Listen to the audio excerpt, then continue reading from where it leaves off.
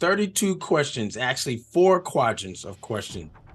This episode of Ask Dr. Darwin, we're going to be talking to board-certified pediatric dentist, Dr. Trudy-Ann Frazer, and we're going to be learning a little bit more about her journey to becoming a dentist, what a typical day looks like as a pediatric dentist, and some fun facts. So stay tuned. Hey, this is Dr. Darwin, your new dentist coach, with another episode of Ask Dr. Darwin on the New Dentist Podcast Show, where we talk about getting into dental school, becoming a dentist, getting into residency, and then life as a new dentist. Guys, be sure that you are staying all the way through to this episode, but also sharing this content and liking and commenting as well. All of those things help us disseminate this information to your friends, your colleagues, and it's free. And there are ways that you can support us, all right? Look down in the link below. You can see there's ways that you can support us with merch, but also we're just sharing and adding value to this content. So comment, leave your comments down below. If you have any ideas that you want us to explore or topics you want us to explore, put those ideas also in your comments below as well. Also, this episode of Ask Dr. Darwin is being brought to you by GetIntoDentalResidency.com. GetIntoDentalResidency.com, the ultimate resource to help you become an advanced trained dentist, whether it's to become a pediatric dentist, an endodontist, or a surgeon, etc. So if you want to get some help in getting your application together and getting your interviews prepared for that big day, go ahead and look at the link down below. Get into dental residency in the link below, and we'll see you in the training soon. So today, 32 questions. This is a very fun way of learning a little bit more about our colleagues in the oral health profession. It's a very video series where we ask questions that highlight different dental specialties and focal areas within the profession to gain insight to life as a practicing dentist or oral health professional, or even a resident in training. Patience matters. Stereotypes. Are there any stereotypes about pediatric dentists? I laugh because I didn't realize I had a stereotype. I actually met a lady that was a pediatric dentist recently, and most of the pediatric dentists that I meet are big personality, they're fun, they're in your face. But Dr. Darwin, she was cool and collected, and I was like, she speaks very monotone. But you know what? She figured it out. Maybe when she gets in her pedo realm, she turns it on.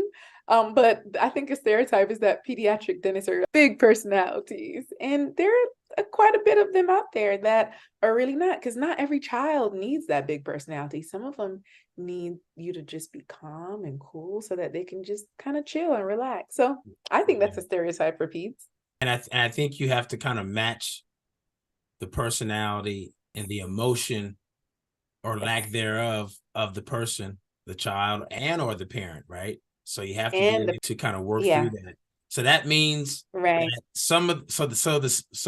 there could be a stereotype about pediatric dentists, and some of it could be true, and some of it is not true, right? Not all of them have big personalities. Some have maybe more of a calming personality. You know, not all of them maybe are big kids themselves, but some are, right? Some of them are. My husband just sent me a guy, I don't know his name, but he has like a shoe closet in his office. He wears sneakers and t-shirts, and the kids get to see his sneakers. I love it. I told you I wear a cape, so I guess he and I fit the stereotypical big personality. But I will say this, when I don't feel like it's what's suitable for the environment in that moment, like whether there's sadness or the kid is just terrified, I can calm down. It's a common misconception that voice control is loud and boisterous, but voice control is calm and quiet, and that's a little tactic that I have. That's a free one for the ones that are either in residency now. Sometimes actually coming down to the patient's eye level and speaking to them very calmly and slowly, and they're like and start whispering, like, right. That's a form of voice control, and it gets their attention likely better than the yelling, because maybe they're accustomed to the yelling. Yeah, and maybe they're so accustomed that they're afraid of the yelling because the yelling also means something else. Right. That you're in trouble. That's a freebie. Yeah. Yeah. Well, it's a freebie that can cost you a lot if you don't understand it, right? If you don't understand that dynamic, it can cost you chair side, and also not really being able to help the family or the individual the way that you want to, right? Because if you can't relate to them, like you said, the parent be like, well, no, I'm not doing that. I'm good. And but that's important. What would you say so far has been the most rewarding part about what you do as a dentist or as a pediatric dentist more specifically? I'm an empath. So I would say probably the most rewarding thing about my work is finding fulfillment when I see patients evolve. So I gave you the example earlier, which makes sense now why that's the most memorable thing that comes to mind. I watched that young lady's affect change. I won't say it was just me. I'm sure she's doing some work outside of just her teeth. But when you change a child's life at such a young age, I think you change the trajectory of their life. Like, imagine someone that is a 50-year-old lady that doesn't know her worth, doesn't see her value, doesn't pour into herself, and has a low self-esteem or self-confidence. She likely did not pursue jobs or relationships or opportunities or experiences that she could have had. For whatever reason, somebody came into her life and she either did the work or allowed them to help her change that. And a lot of times these young kids, they're still trying to find themselves. I see myself, especially I love all my patients, but when I see a young Black girl walk in that room and I see myself in her, I pour. And when I watch them develop and grow, I literally have watched some of these kids. As adults, we change, but a 4-year-old looks a lot different from a 10-year-old.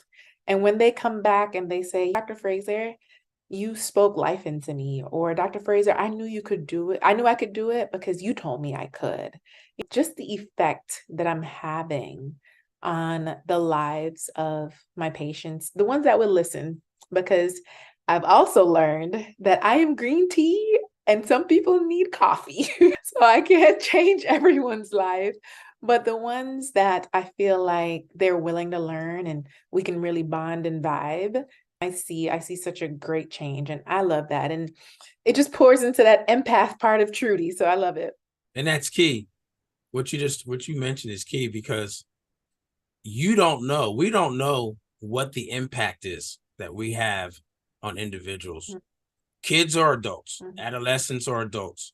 We don't know. Yeah.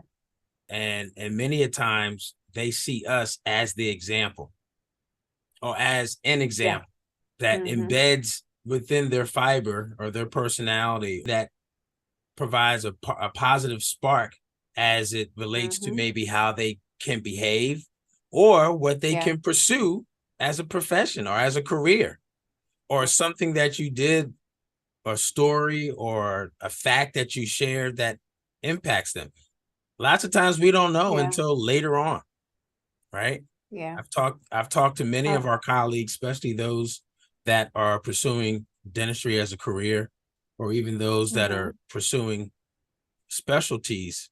And one of the things that comes up very often is that spark, that person, that dentist when they were a kid, or that individual, that orthodontist when they were 13 years old and having that experience and what that meant to them, and how that shaped or helped to navigate a certain part of their life or change their pathway.